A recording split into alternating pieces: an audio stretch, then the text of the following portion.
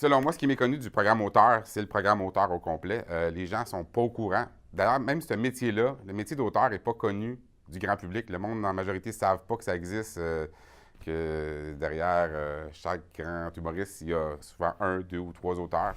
Moi, je voulais rentrer à l'école de l'humour pour être humoriste, tu sais, puis il m'avait comme tassé dans le programme auteur, puis j'étais comme frustré de ça, puis euh, ça a pris, je te dirais, un bon 6 mois, 8 mois, un an avant que je me rende compte que moi, je trouve que c'était beaucoup plus ma place à moi d'être writer parce que, bon, tu peux travailler sur plus de choses en même temps, tu peux être plus diversifié, tu travailles moins en compétition, plus en collégialité. Dans le métier d'auteur, ce qui est beau, ce qui est le fun, c'est il n'y a pas une journée qui se ressemble.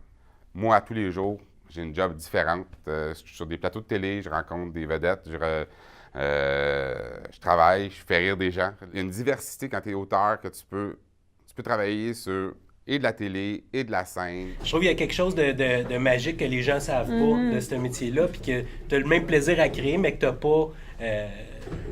T'es pas limité. Ouais. Tu sais, tu peux écrire dans tous les styles pour toutes sortes d'humoristes, pour toutes sortes d'émissions de télé. Tu sais, tu peux être. Moi, je trouve ça trippant. De déjà vécu, avoir travaillé sur un gala, puis le lendemain, être juste dans un parc, hein, puis avoir du monde qui parle à côté, tu fais Hey, t'as-tu écouté le gala hier? Puis tu fais Hey, c'est moi qui l'ai écrit, puis tu fait. Mais le monde ne le savent pas, mais tu fais OK, c'est une petite fierté en dedans. Moi, c'est suffisant pour moi. Il n'y a personne qui va dire rentre à telle heure, fais tant d'heures là-dessus. C'est vraiment organise ton horaire pour livrer tes affaires, puis c'est ça, t'es libre.